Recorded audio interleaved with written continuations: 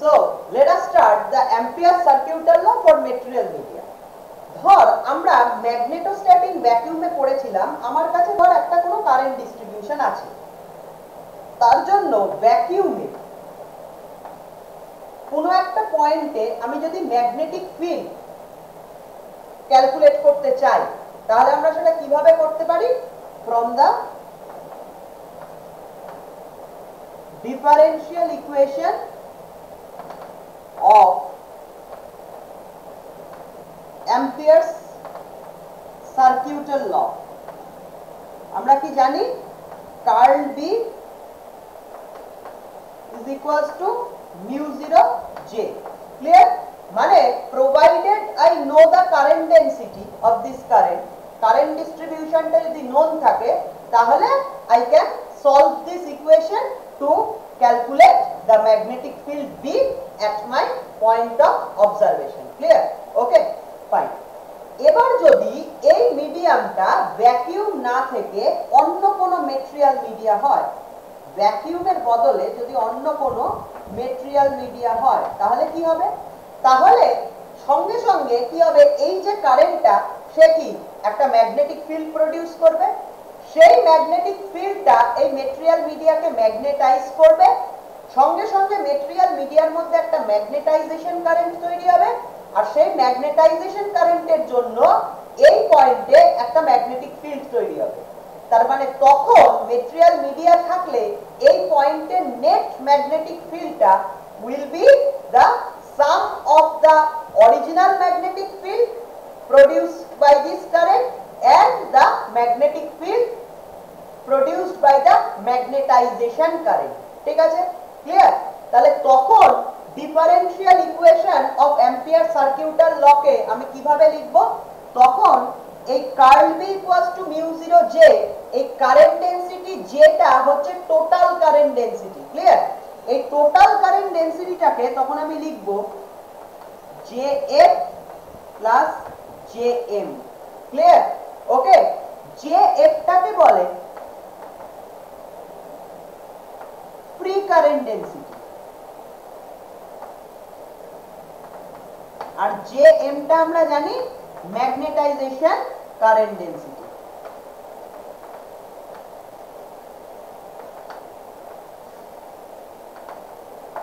Clear? Okay, এটা হচ্ছে free current density, এটা ম্যাগনেটাইজেশন কারেন্ট ডেনসিটি। ফাইন। তাহলে দেখ, total magnetic field at this point B, সেটা কার কার জন্য প্রডিউস হচ্ছে? একটা JF।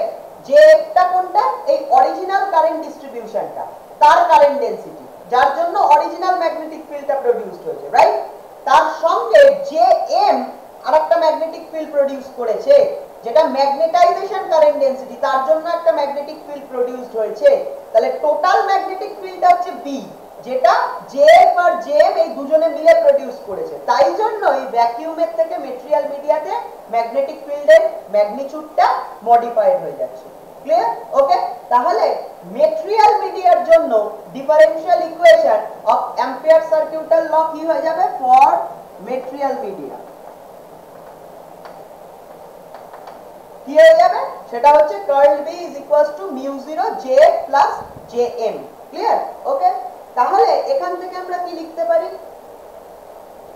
এখান থেকে আমরা লিখতে পারি curl B equals to mu 0 JF plus JM এর জায়গায় কি পুট করে দিতে পারি? Curl M। আমরা আগের ভিডিওতেই শিখেছি যে JM magnetization current density is nothing but curl M. Clear? Where M is the magnetization vector. Clear? তাহলে এই ভ্যালুটা আমি JM এর জায়গায় পুট করে দিলাম। ক্লিয়ার? ওকে, এবারে তোর একটা কোয়েশ্চেন হতে পারে, মানে এই জায়গাটা কনফিউজ করবি না, ইলেকট্রোস্ট্যাটিক ডাইইলেকট্রিক্স পড়াবার সময় একই জিনিস আমি বলেছিলাম, আবার বলে দিচ্ছি, এই জায়গাটা কনফিউজ করবি না। সেটা হচ্ছে JM, এইটা আমরা লিখেছিলাম হচ্ছে grad dashed cross M, right? Nabla dashed cross M, মানে এটা ছিল curl with respect to the source coordinate. তাহলে এখানে ড্যাশটা তুলে দিলাম কেন? এটা নিয়ে কনফিউজ করবি না। দেখ, আমরা যখন JM এর এক্সপ্রেশনটা ক্যালকুলেট করেছিলাম, সেই সময় আমার সোর্স কোঅর্ডিনেট আর ফিল্ড কোঅর্ডিনেট এই দুটো জিনিস আলাদা করে ডিস্টিংগুইশ, এই দুটো ভেরিয়েবল আলাদা করে ডিস্টিংগুইশ করার দরকার হয়েছিল। তাই আমি একটা ড্যাশ আর একটা প্রাইম আর একটা নন প্রাইম দুটো সিস্টেম আমি ধরেছিলাম ডিস্টিংগুইশ করার জন্য। But once I know the expression of JM, একবার যখন আমি জেএম এর এক্সপ্রেশন বার করে ফেলতে পেরেছি জেএম ইজ কার্লেন, তাহলে কোনো একটা পয়েন্টে জেএম এর ভ্যালু কি হবে? কার্লেন। তাহলে কোনো একটা পয়েন্টে জেএম এর ভ্যালু যখন আমি ইউজ করব তখন আর আমাকে আর চিন্তা করতে হচ্ছে না যে সোর্স আর ফিল্ড কোঅর্ডিনেট আলাদা আলাদা করে, তখন আমি সব কোঅর্ডিনেট গুলোকে সেম একটা টাইপ অফ কোঅর্ডিনেটই ধরে নেব। তাই জন্য আমার আলাদা করে আর ড্যাশ দেওয়ার দরকার নেই, আমি শুধু কার্লেন লিখে দিচ্ছি। তখন একবার আমার যখন ওটা ক্যালকুলেট করতে হয়েছে সেই সময় সোর্স আর ফিল্ড আলাদা করে দেখতে হয়েছে, কিন্তু একবার যখন ক্যালকুলেট করে ফেলেছি তখন আর সোর্স আর ফিল্ড আলাদা করে ভাবার দরকার নেই, সবই এক টাইপ কোঅর্ডিনেট। তাই জন্য আর ড্যাশটা আমার ইউজ করার দরকার নেই, তাই আমি জেএম ইকুয়াল টু কার্লেন লিখে দিয়েছি। ক্লিয়ার? ওকে, মানে ন্যাবলা ক্রস এম লিখে দিয়েছি। ক্লিয়ার? এবার তোর যদি মনে হয় যে আমি সমস্ত এক টাইপের কোঅর্ডিনেট গুলোকে ন্যাবলা ড্যাশ ক্রস এমই লিখবো, তুই সেটা লিখতেই পারিস, ডাজন্ট ম্যাটার। আমি এভাবে লিখতে প্রেফার করি, কারণ আমি যদি ন্যাবলা ড্যাশ লিখি এখানে তখন আমার এখানেও ন্যাবলা ড্যাশ লিখতে হবে, কারণ আমি সমস্ত কোঅর্ডিনেট গুলোই এখন একই টাইপের ধরে নিচ্ছি, সোর্স আর ফিল্ড আলাদা আলাদা করে ভাবছি না। ক্লিয়ার? Okay, fine. তাহলে আমি কি লিখবো? এইটার পরে কনফিউশনটা রিজলভ করার পরে দেখ আমি এখান থেকে কি লিখতে পারি, মিউ জিরো দিয়ে এটা ডিভাইড করে দিলাম ইকুয়েশনটা এদিকে, তাহলে কত হবে? Curl of B by mu zero. Clear? Equals to কত আসবে? J F plus curl of M, magnetization vector. Clear? এবার কার্ল অফ এমটাকে আমি লেফট হ্যান্ড সাইডে নিয়ে এলাম মাইনাস করে, তাহলে কত হবে?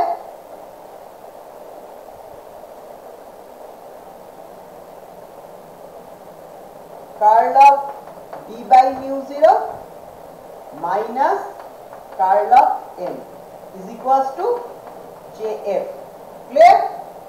Now I can write this to be curl of b by mu 0 minus m. Clear? মানে অপারেটরটা কমন নিয়ে নিলাম, b by mu 0 minus m equals to jf. Clear? Okay, this is written as curl h equals to jf. Clear? So this is the differential equation of Ampere's circuital law in material media. তাহলে material media এর জন্য Ampere's circuital law differential ফর্মটা আমি পেয়ে গেলাম, curl H equals to jf, where H is called the auxiliary field.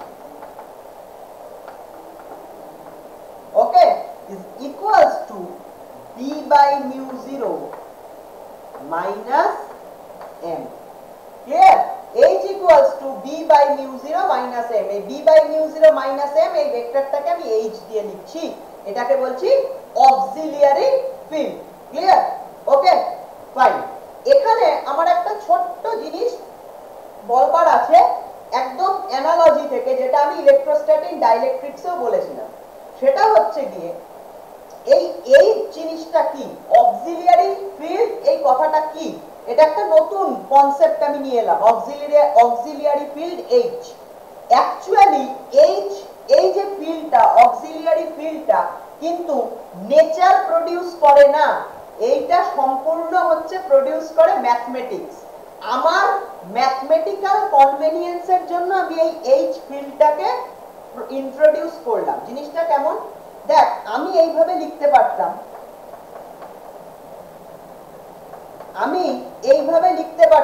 Ampere circuital law for material মিডিয়াটাকে যেভাবে লিখেছিলাম, mu 0 J plus J, এভাবেই এইভাবে লিখে ছেড়ে দিতে পারতাম। ক্লিয়ার? আমরা কেন এখান থেকে এই জিনিসটা ডিরাইভ করলাম, curl H equals to jf, এই জিনিসটা কেন ডিরাইভ করলাম? ক্লিয়ার? এটা হচ্ছে প্রশ্ন। দেখ আমি এইটা একদম রেখে দিতে পারতাম। ক্লিয়ার? কারণ নেচার প্রডিউস করে যেটা কোনো একটা পয়েন্টে, সেটা হচ্ছে বি। নেচার বোঝে হচ্ছে বি কে, ম্যাগনেটিক ফিল্ড। এইচ হচ্ছে অক্সিলিয়ারি ফিল্ড, নেচার কিন্তু এইচ কে বোঝে না, আমরা এইচ কে ম্যাথমেটিক্যাল কনভেনিয়েন্সের জন্য কনস্ট্রাক্ট করেছি। ক্লিয়ার? কেন করলাম, কি কনভেনিয়েন্স? দেখ, আমরা সব সময় একটা ফিজিক্সে যখন একটা ম্যাথমেটিক্যাল ইকুয়েশন লিখি, আমরা বলেছি physics is a study of causality, মানে এর এদিকে থাকে এফেক্ট, এদিকে থাকে কজ, রাইট? তার মানে এই জিনিসটা হচ্ছে কি, এখানে কজ, জেএফ আর জেএম দুটো কজ, আর বিটা হচ্ছে সেই কজ দুটোর net effect. Clear? Magnetic field, fine? এটাই নেচার বোঝে। ওকে, বাট দেখ এখানে একটা প্রবলেম আছে, আমরা সব সময় কজটাকে কিভাবে রাখতে চাই? কজ মানে কি, যে জিনিসটা আমার কন্ট্রোলে থাকবে। যে কজটাকে ভ্যারি করিয়ে তো আমরা এফেক্টটা দেখি। এক্সপেরিমেন্টে আমরা কি করি, একটা ইন্ডিপেন্ডেন্ট ভেরিয়েবলকে আমরা ভ্যারি করিয়ে ডিপেন্ডেন্ট ভেরিয়েবলটাকে দেখি এক্সপেরিমেন্টে। ওই ইন্ডিপেন্ডেন্ট ভেরিয়েবল যেটাকে আমি ভ্যারি করাই, যেটা আমার কন্ট্রোলে, সেটাই কজ, আর সেটা যে এফেক্টটা তৈরি করে সেটাই ডিপেন্ডেন্ট ভেরিয়েবল, সেটাই এফেক্ট। তাহলে কজকে সবসময় আমার কন্ট্রোলে আমি রাখতে চাই। ক্লিয়ার? এখানে দেখ কজটা কি আছে, জেএফ আর জেএম, তার মধ্যে যে জেএফ ফ্রি কারেন্ট, মানে এই অরিজিনাল কারেন্টটা যেটা অরিজিনাল ম্যাগনেটিক ফিল্ডটাকে প্রডিউস করছে, যেটা আমি দিচ্ছি, তার উপর পুরো আমার কন্ট্রোল আছে। আমি কত ব্যাটারি দিয়ে, কত সেলের ব্যাটারি দিয়ে, কি রেজিস্ট্যান্স দিয়ে এই কারেন্ট চালাবো, তার উপর পুরো আমার কন্ট্রোল। আমি এই কারেন্টটাকে ভ্যারি করাতে পারবো জেএফ কে। ক্লিয়ার? ওকে, তা কিন্তু জেএম এই ম্যাগনেটাইজেশন কারেন্টের উপর কিন্তু I do not have any control, more or less. More or less আমার কোনো কন্ট্রোল জেএম এর উপর নেই। জেএম কিন্তু এন্টায়ারলি তৈরি করে এই মেটেরিয়াল মিডিয়া। এই জেএম এর উপর পুরো কন্ট্রোল মেটেরিয়াল মিডিয়া, আমার হাতে জেএম নেই। তাহলে আমি নিশ্চয়ই চাইবো আমার হাতে যে এটা রয়েছে সেটাকে কজ হিসেবে রাখতে, যেটাকে আমি নিজের ইচ্ছে মতো ভ্যারি করাতে পারবো। জেএম কে তো আমি ইচ্ছে মতো ভ্যারি করাতে পারবো না, তার মানে যেটাকে আমি ইচ্ছে মতো ভ্যারি করাতে পারি আমি সেটাকেই জানি ঠিক করে। তাহলে কজটা আমি ঠিক করে জানতে পারলে তবে এফেক্টকে জানতে পারবো। তাহলে আমি যেটাকে ইচ্ছে মতো ভ্যারি করাতে পারি সেটাকেই আমি একমাত্র কমপ্লিটলি জানি। যেটাকে আমি ইচ্ছে মতো ভ্যারি করাতে পারি না, আমি সেটাকে কমপ্লিটলি জানি না। তাহলে আমি জেএফ কে ইচ্ছে মতো ভ্যারি করাতে পারি, I know JF completely. Clear? But JM I do not have any control on JM, তার মানে জেএম কে আমি কমপ্লিটলি জানি না। তাহলে আমার কজ কে কমপ্লিটলি জানলে তবে এফেক্ট কে আমরা ক্যালকুলেট করতে পারি। তাহলে জেএফ আর জেএম এর মধ্যে আমি জেএফ কে জানি, জেএম কে ঠিক করে জানি না। তাহলে আমরা কি বি কে ক্যালকুলেট করতে পারবো? পারবো না ক্যালকুলেট করতে, কারণ জেএম কে যদি আমি কমপ্লিটলি, তুই বলবি JM equals to curl M, তাই তো? কিন্তু আমরা এম টাকেও তো ঠিক কমপ্লিটলি বার করতে পারি না, বা এম টাকে বার করতে পারলেও তার কার্ল বার করার মধ্যে অনেক ম্যাথমেটিক্যাল অ্যাম্বিগুইটি থাকতে পারে, অনেক টেডিয়াস জব হতে পারে। তাই জন্য যেহেতু এই জেএম টার উপর আমার কোনো কন্ট্রোল নেই, তাই আমি এই জেএম টাকে কজ হিসেবে রাখতে রাজি নই। ইন্ডিপেন্ডেন্ট ভেরিয়েবল হিসেবে জেএম কে রাখতে আমি রাজি নই, যাকে আমি ভ্যারি করাতে পারবো না আমার ইচ্ছে মতো। আমি জেএফ কে ভ্যারি করাতে পারবো, তাই জেএফ ই আমার ইন্ডিপেন্ডেন্ট ভেরিয়েবল, সেটাই আমার কজ। আমি সেটার রেসপেক্টকে, এফেক্টকে অ্যাকচুয়ালি লিখতে চাইছি। এফেক্টকে আমি রিপ্রেজেন্ট করতে চাইছি আমার নোন কজটার রেসপেক্টে, আমার নোন ইন্ডিপেন্ডেন্ট ভেরিয়েবলটার রেসপেক্টে, যাকে আমি ইচ্ছে মতো ভ্যারি করাতে পারি। তাই জন্য আমি এই ইকুয়েশনটাকে ট্রান্সফর্ম করালাম ম্যাথমেটিক্যালি এই ইকুয়েশন। এখানে দেখ এই এইচটা হচ্ছে আমার এফেক্ট আর জেএফটা হচ্ছে আমার cause. Now I know JF very well, it is completely out under my control. তাহলে জেএফ এর থেকে আমি এইচটাকে আরামসে ক্যালকুলেট করে নিতে পারবো এই ইকুয়েশন থেকে। Once I know JF, I can solve this equation to calculate H. H কে ক্যালকুলেট করে নিতে পারলেই আমি B equals to H equals to B by mu zero minus M. Clear? তাহলে যেই আমি এইচ কে ক্যালকুলেট করে নিতে পারবো, এই ইকুয়েশন থেকে আমি বি কে ক্যালকুলেট করে নিতে পারবো। ফলে আমার করতে হবে হচ্ছে বি কে ক্যালকুলেট, ম্যাগনেটিক ফিল্ড কে ক্যালকুলেট, বাট আমি ইনডাইরেক্টলি সেটা ক্যালকুলেট করি। প্রথমে এইচ কে ক্যালকুলেট করে সেখান থেকে বি কে ক্যালকুলেট করি এইচ এর রেসপেক্টে। ক্লিয়ার? ওকে, এই জন্যই, এই কারণটার জন্যই আমি ম্যাথমেটিক্যাল এই কনভেনিয়েন্সটার জন্যই আমি এই ইকুয়েশনটাকে ট্রান্সফর্ম করি এই ইকুয়েশনে। ক্লিয়ার?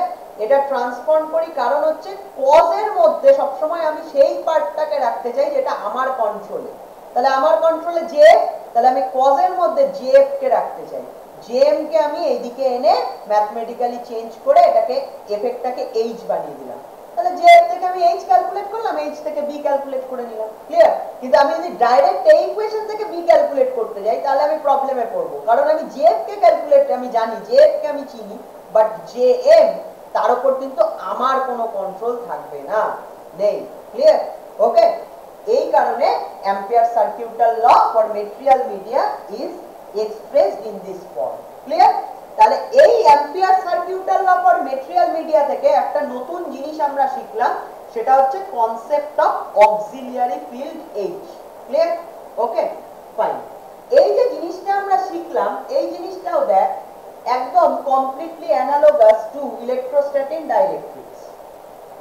আবার যদি আমি একটু অ্যানালজিটা ক্যালকুলেট করি,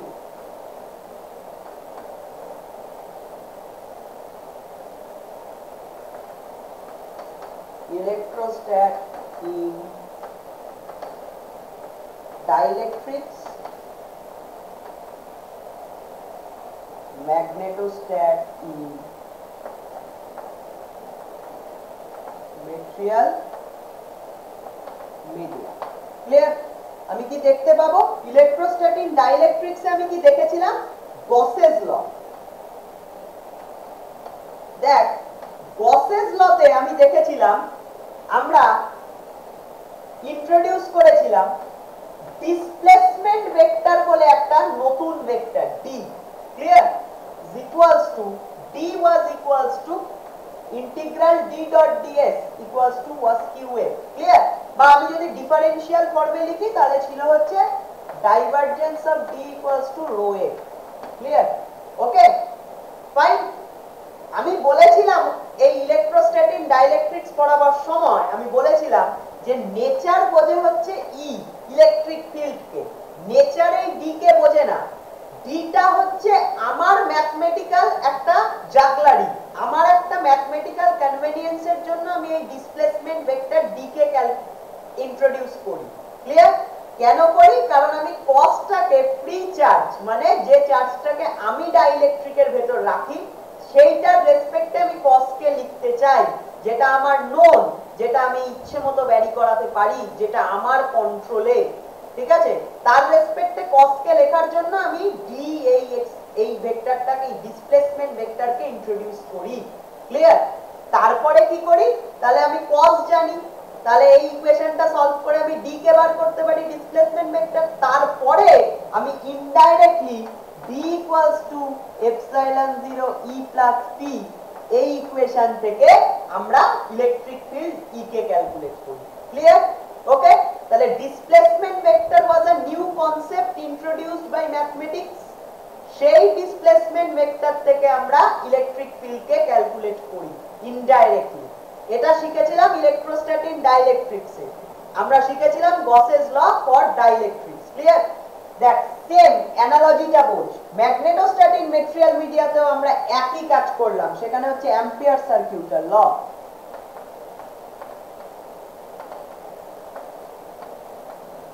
এখানেও আমরা কি করলাম? আমরা লিখলাম যে কার্ল এইচ ইজ জেএফ। এটা ছিল ফ্রি কারেন্ট ডেন্সিটি, এটা ছিল ফ্রি চার্জ ডেন্সিটি, আর এটা free current density. Free charge density rho F, free current density JF. তাহলে এখানে যেমন নিউ কনসেপ্টটা introduced by mathematics was displacement vector D, এখানে the new concept introduced by mathematics only for the mathematical convenience সেটা হচ্ছে H, the auxiliary field. Clear? তাহলে once I know JF, the cause, সেখান থেকে আমরা H ক্যালকুলেট করি, তারপর H থেকে আমরা ইনডাইরেক্টলি B ক্যালকুলেট করি। ক্লিয়ার? ওকে, তাহলে অ্যানালজি ইভেন ফর্মালিজমে এই দুটো চ্যাপ্টারের মধ্যে কত অ্যানালজি দেয়। এখানেও একটা নতুন ভেক্টর ইন্ট্রোডিউসড হয়েছিল ডিসপ্লেসমেন্ট ভেক্টর D, এখানেও একটা নতুন ভেক্টর ইন্ট্রোডিউসড হয়েছে auxiliary field H, but both of these concepts are purely mathematical. They are introduced only for mathematical convenience. Electrostatics A nature বোঝে E কে, আর ম্যাগনেটোস্ট্যাটিক্সে নেচার বোঝে বি কে, এখানে nature বোঝে electric field ই কে, এখানে nature বোঝে ম্যাগনেটিক ফিল্ড বি কে।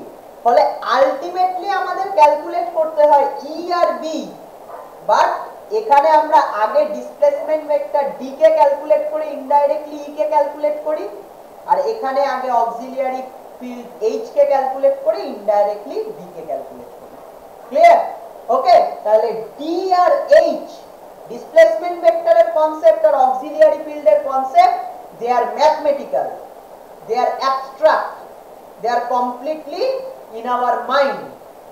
ওকে, আর E আর B electric field or magnetic field, they are reality, they are produced by nature. Okay, আমরা ultimately এই কনসেপ্ট দুটো রেসপেক্টে ইনডাইরেক্টলি আর বি কে ক্যালকুলেট করি। Clear? Okay okay, now for most magnetic material,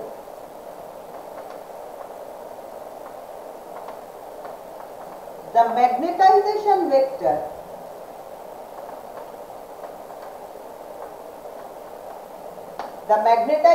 vector M is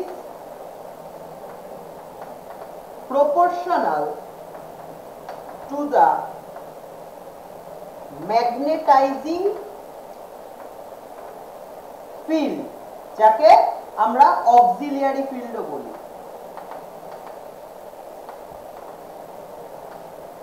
H. Clear? ওকে, বেশিরভাগ magnetic মেটেরিয়ালের জন্য magnetization vector m টা h এর সঙ্গে proportional. Clear? So m is proportional to h. Clear? So m একটা equality relation লিখতে গেলে একটা কনস্ট্যান্ট অফ প্রপোর্শনালিটি আনতে হয়, সেটাকে আমি আনছি chi m. Chi m is the constant of proportionality. Okay, so chi m is known as the magnetic susceptibility. Chi m is known as the magnetic susceptibility. Clear? Okay, this is the chi m is the constant of proportionality. Okay, fine. Okay, so chi m is called the magnetic susceptibility. তাহলে তুই দেখ বেশিরভাগ magnetic মেটেরিয়ালের জন্য m proportional to h, তাহলে m equals to chi m h. Chi is the constant of proportionality. এখানে খুব important একটা কথা, m h এর সঙ্গে প্রপোর্শনাল হয় when the magnetizing field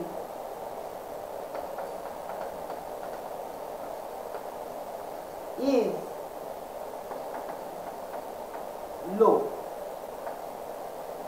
When the magnetizing field is low.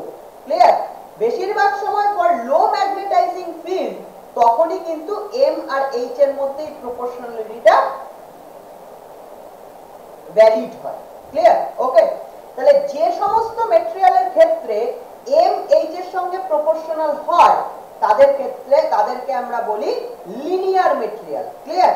Okay, so আমরা এখানে আরেকটা কথা লিখতে পারি যে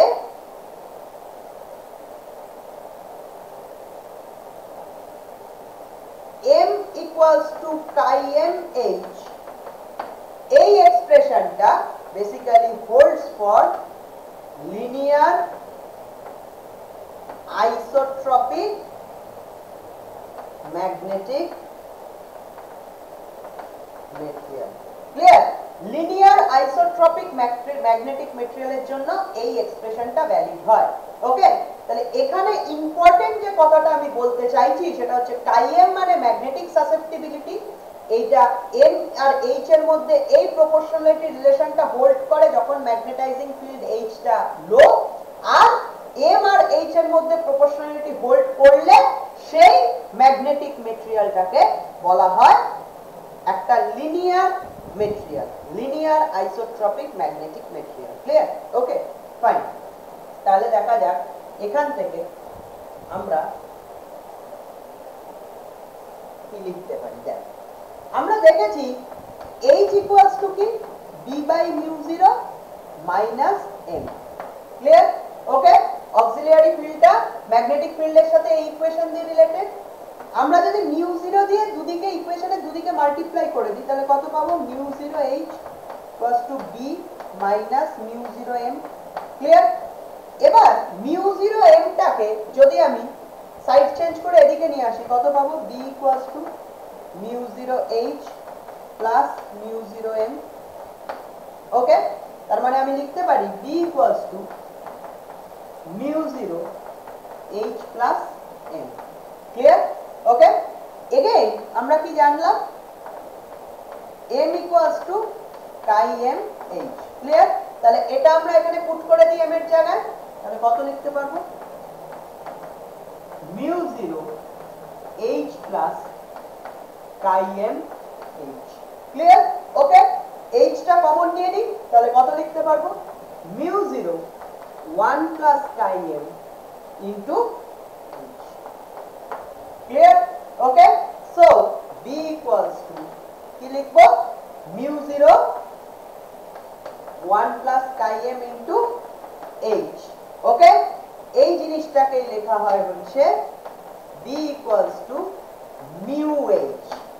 ওকে, where mu is equals to mu 0 1 plus chi m, where mu equals to mu 0 1 plus chi m. Okay, fine.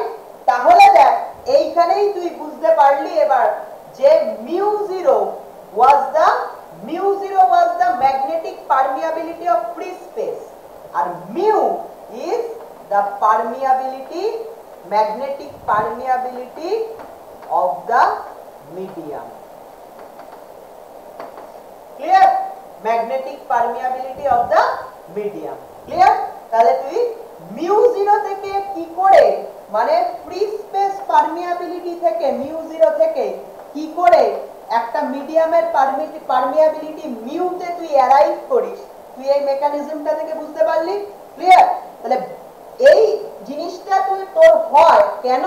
Because of the magnetic susceptibility chi M. Chi M কেন তৈরি হয়? Because of magnetization M. Clear? Okay, তাহলে তুই বুঝতে পারলি যে ম্যাগনেটাইজেশনের জন্য কি করে ম্যাগনেটিক সাসেপ্টিবিলিটি গ্রো করে আর ম্যাগনেটিক সাসেপ্টিবিলিটির জন্য কি করে ম্যাগনেটিক পারমিয়াবিলিটি চেঞ্জ করে যায়। and ultimately magnetic permeability টা চেঞ্জ করে যায় বলে ম্যাগনেটিক ফিল্ড ভ্যাকুয়ামে যা হয় অন্য মিডিয়ামে সেটা মডিফাইড হয়ে যায়, চেঞ্জড হয়ে যায়। তাহলে এই যে magnitude of magnetic field is media dependent, তার মেকানিজমটা আমরা তার বেসিক মেকানিজমটা এখন বুঝতে পেরেছি, নট ইলাবোরেটেড বাট বেসিক মেকানিজমটা বুঝতে পারলাম কি করে মিউ 0 থেকে মিউটা তৈরি হয়। Clear? Okay, fine. Mu is called the permeability of the medium. তাহলে এখান থেকে আমরা কি লিখতে পারি?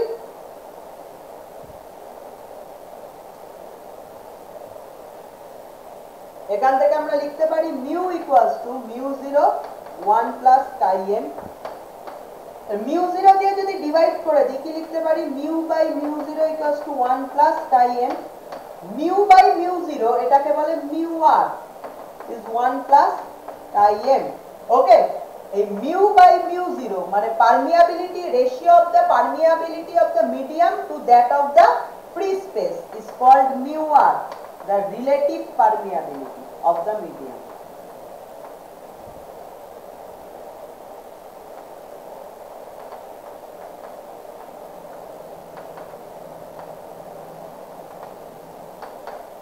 Clear? Okay, so mu by mu 0 is mu r, so mu r equals to 1 plus chi m, তাহলে chi m equals to কত হবে? mu r minus 1. Clear?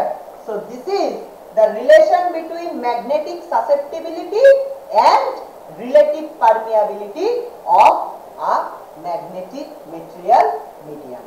Clear? Okay, fine. তাহলে আমরা পরবর্তী সময় দেখব যে এই যে ম্যাগনেটিক সাসেপ্টিবিলিটির ভ্যালুটা chi m এর ভ্যালুটা নেগেটিভ ফর ডায়াম্যাগনেটিক মেটেরিয়াল, আমরা পরবর্তী ক্লাসগুলোতে দেখব। ইজ পজিটিভ, স্লাইট পজিটিভ, ঠিক আছে, for paramagnetic material. Okay, R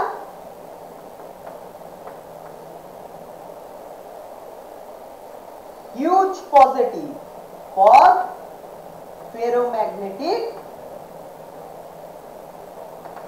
material. Clear? Okay.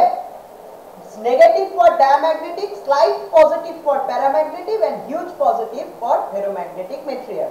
This magnetic susceptibility. Fine? Okay? Fine.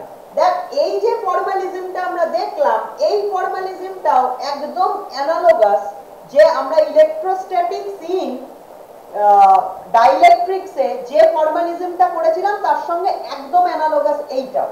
কি সেটা পড়েছিলাম আমরা ইলেকট্রোস্ট্যাটিক্স ইন ডাইইলেকট্রিক্সে? আমরা কি পড়েছিলাম দেখ, আমরা পড়েছিলাম এরকম লিখেছিলাম D = ε0 E + P polarisation vector. সেখানে একটা হোমোজেনিয়াস লিনিয়ার আইসোট্রপিক মেটেরিয়ালের জন্য P was proportional to E for low electric field, low polarizing electric field D. Clear? তাহলে আমরা একটা কনস্ট্যান্ট অফ প্রপোর্শনালিটি এনেছিলাম ε0 chi E। সেই chi E টাকে আমরা বলেছিলাম ইলেকট্রিক সাসেপ্টিবিলিটি। এই চ্যাপ্টারে পড়লাম ম্যাগনেটিক সাসেপ্টিবিলিটি, এখানে পড়েছিলাম ইলেকট্রিক সাসেপ্টিবিলিটি chi E। ঠিক আছে, সেই পোলারাইজেশনের ভ্যালুটা এখানে পুট করে দিয়েছিলাম, P এর ভ্যালুটা এখানে পুট করে দিয়েছিলাম। তাহলে ফাইনালি আমরা পেয়েছিলাম D = ε0 1 + chi E into electric field E। তাহলে এই জিনিসটাকে আমরা বলেছিলাম এপসাইলন E। ক্লিয়ার? ওকে, তাহলে epsilon was equals to ε0 1 + chi E। তাহলে ε/ε0 was equals to 1 + chi E। This ε/ε0 was nothing but relative permeability epsilon r, or it is known as dielectric constant K, whatever it is, it was equals to 1 + chi E। Clear? Okay, তাহলে এখানে আমরা দেখেছিলাম কি করে ε0 the permittivity of free space, medium epsilon the permittivity of the medium তাতে transform করে। Clear? তাহলে এখানে আমরা দেখেছিলাম ইলেকট্রিক ফিল্ড কি করে মিডিয়া ডিপেন্ডেন্ট হয়। ক্লিয়ার? তাহলে দেখ এখানকার এক্সপ্রেশন গুলো, ফর্মালিজম গুলো, আর এই chapter magnetic field in material মিডিয়ার যে ফর্মালিজমটা, সেটাও এক্স্যাক্টলি অ্যানালোগাস এইখানেও। ক্লিয়ার? বোঝা গেল? সমস্তটা আমি অ্যানালজি দিয়ে বোঝাচ্ছি যে দুটো চ্যাপ্টার কতটা প্যারালাল। এই কারণেই যে সাবজেক্টটা ইভলভ করেছিল তাকে ইলেকট্রোম্যাগনেটিজম বলে, কারণ দুটোর ফর্মালিজমটাও এত প্যারালাল, ইলেকট্রোস্ট্যাট ম্যাগনেটোস্ট্যাটে। ক্লিয়ার?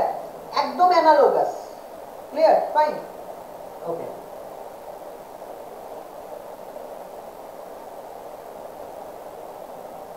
ওকে, আমি আগের ভিডিওতে একটা জিনিস বলেছিলাম, বুঝিয়েছিলাম, সেটা আমি আরেকটু এই জিনিসটাকে একটু ক্ল্যারিফাই করে দিচ্ছি। জাস্ট সেম জিনিসটা আমি জাস্ট একটু ক্ল্যারিফাই করে দিচ্ছি। দেখ, আমার মনে হয়েছে যে মানে আমার বলতে শেষের দিকে আগের ভিডিওতে কিছু অসুবিধা ছিল, সেটাকে আমি একটু ক্ল্যারিফাই করে দিচ্ছি।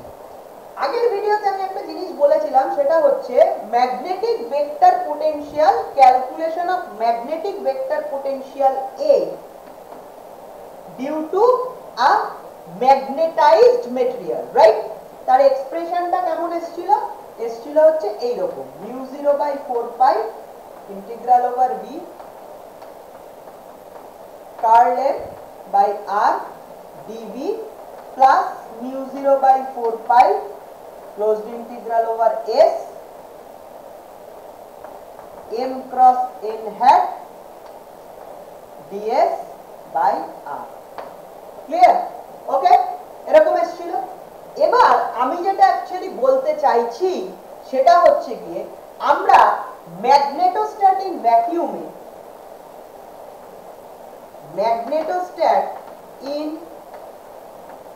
Vacuum, clear? সেখানে আমরা দেখেছিলাম এর এক্সপ্রেশনটা কেমন হয় বলছিলাম। আমরা দেখেছিলাম mu 0/4 integral over J DV by R. Clear? এরকম হতে পারে এক্সপ্রেশনটা ম্যাগনেটিক ভেক্টর পোটেনশিয়ালের। ক্লিয়ার? যেখানে জেটাকে কি বলে, জেটাকে বলে current density. J is the current density. Clear? তাহলে ম্যাগনেটিক ভেক্টর পোটেনশিয়ালের এক্সপ্রেশনটা এরকম হতে পারে যেখানে জেটা হচ্ছে কারেন্ট ডেনসিটি। Fine, okay. এটা হচ্ছে for volume distribution of current, right? আমরা দেখেছিলাম।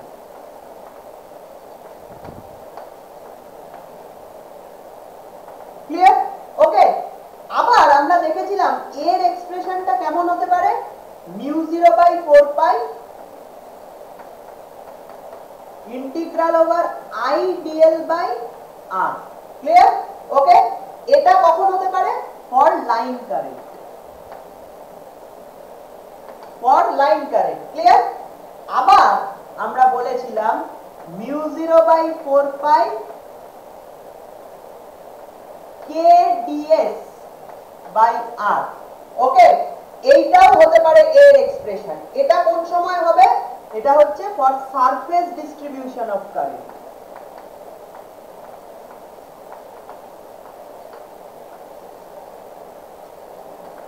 ক্লিয়ার? Okay, fine. তাহলে এখানেও কিন্তু কেটা কি, কারেন্ট ডেনসিটি, কেটা কারেন্ট ডেনসিটি। ক্লিয়ার? তাহলে এর এই এক্সপ্রেশন গুলো ম্যাগনেটিক ভেক্টর পোটেনশিয়ালের এই এক্সপ্রেশন গুলো যে হতে পারে সেটা আমরা ম্যাগনেটোস্ট্যাটিক ভ্যাকুয়ামেই বলেছিলাম। ক্লিয়ার? এইবারে আমি বলছি এখানে ম্যাগনেটিক ভেক্টর পোটেনশিয়াল কার জন্য তৈরি হচ্ছে, ম্যাগনেটাইজেশন কারেন্টের জন্য। এবার বল ম্যাগনেটাইজেশন কারেন্টের আমরা কি পড়েছিলাম, ম্যাগনেটাইজেশন কারেন্টের একটা ভলিউম ডিস্ট্রিবিউশন থাকতে পারে অ্যাজ ওয়েল অ্যাজ একটা সারফেস ডিস্ট্রিবিউশন থাকতে পারে। ম্যাগনেটাইজেশন কারেন্টের একটা ভলিউম ডিস্ট্রিবিউশন থাকতে পারে within the ম্যাগনেটাইজড material as well as একটা সারফেস ডিস্ট্রিবিউশন থাকতে পারে on the surface of the ম্যাগনেটাইজড material. ঠিক আছে? তার মানে both this and this can, volume distribution of magnetization current and surface distribution of magnetization current can occur in case of magnetization current। তাহলে কি magnetic vector পোটেনশিয়ালের এই এক্সপ্রেশনটা both will be present। তাহলে magnetization কারেন্টের জন্য আমি কি লিখব, এই দুটো এক্সপ্রেশনকে মাথায় রাখ, ফার্স্ট আর থার্ড এই দুটো এক্সপ্রেশনকে মাথায় রাখ। তাহলে আমি কি লিখব, এর ভ্যালুটা now A for magnetization current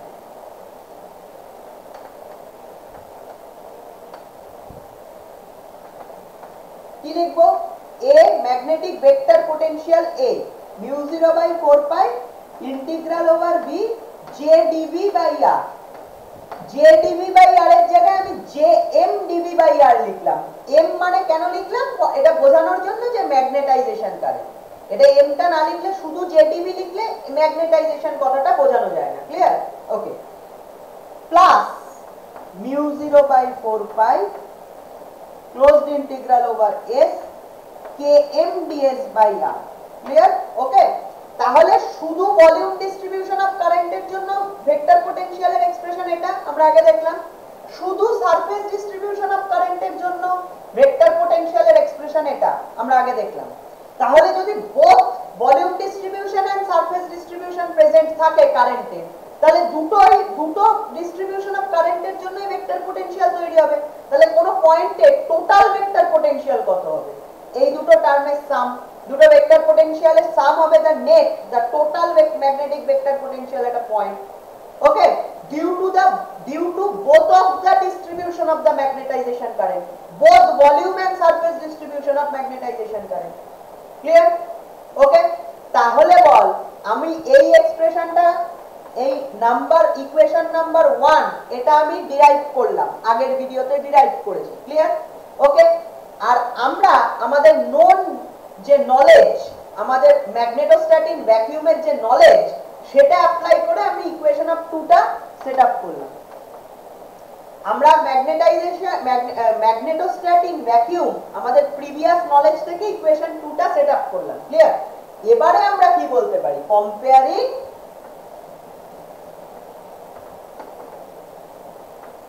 equation 1 and equation 2 আমরা কম্পেয়ারিং ইকুয়েশন 1 and ইকুয়েশন 2 এক নম্বর ইকুয়েশন আর দু নম্বর ইকুয়েশনকে কম্পেয়ার করে কি বলতে পারি কম্পেয়ার করে বলতে পারি Jm is equals to curl M clear okay দেখ কম্পেয়ার করলে এই দুটো ইকুয়েশন কম্পেয়ার করে দেখ সবকিছু সেম আছে শুধু Jm এর জায়গায় curl M ঠিক আছে আর Km is equals to M cross n hat